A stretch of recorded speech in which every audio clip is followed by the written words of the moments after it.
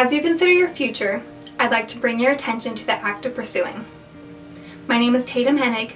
I'm an Alzheimer's expert, and I need your help. For those who are unaware of what Alzheimer's is, let me explain. Our world consists of memories. We, right now, are 80 milliseconds in the past, because that's how long it takes for our brains to process. We are living in memories. But imagine if all of your memories started to fade and eventually dissipate.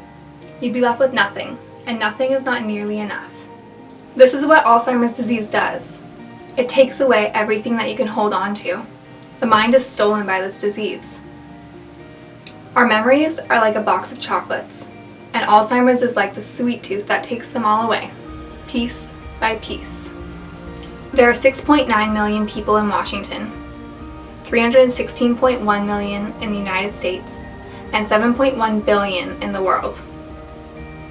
And they all have different faces, different personalities, different ways of life. With all these people in the world, you wouldn't think that just one could affect us, but you'd be wrong. One of the most painful ways to leave this world is to forget it all, or maybe even more painful is to watch someone you love slip away. We can't watch people slip away. Wouldn't you mind if you lost your mind? We all share memories with others, but if we remember and they forget, the memory loses significance, and your connection is lost. Our relationships are flames. Our connections are the wood keeping them burning. If we lose connection, then the flame will go out. We hold the flames and the responsibility to keep them burning. We spend our lives preparing and planning and providing for our futures so that we can achieve complete and utter happiness. But every 1 in 20 people are forgetting all that they've worked so hard for. Let's say you were that 1 in 20. Let's say you forgot your parents' names. Let's say you forgot the most simplest things, such as buckling your seatbelt. Let's say that one day you were fine, and the next, boom, you forgot your own name. You can say that 1 out of every 20 isn't that bad, but the number is increasing every day, and more families are being hit on a more personal level. To leave this world in that manner, by loss of memory, is unacceptable. I want to control the uncontrollable and keep our memories, to fix the unfixable, and rid ourselves of this horrible disease. Sure, we can wait 1,000,000 minutes and see if someone else takes action, but why shouldn't we act now? It would be disastrous if we didn't see this as a problem, and a problem if we didn't see it as disastrous. We need to have the support and the funds to help stop and cure this horrifying disease. To achieve seeing beyond the blindness, we have to come together.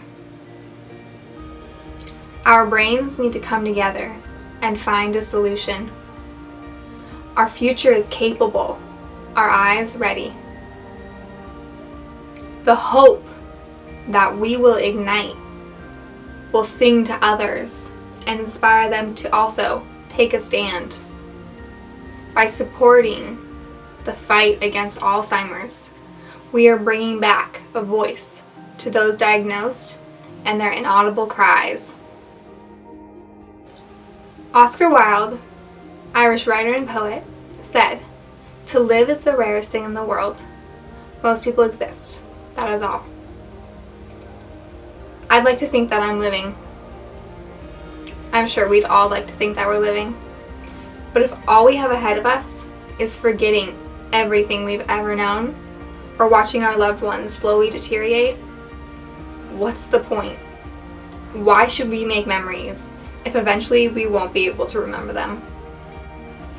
I say, let's get up and let's go end Alzheimer's. A kind act makes for a pure heart. For those who are able, let's find a cure. For those who aren't, let's spread awareness and love and support. Live for the future, and you will live. We could sit here and watch memories fade and lives evaporate and just exist through it all. Or we could live and make our lives worthwhile and mean something. So, you tell me, do you want to exist or do you want to live?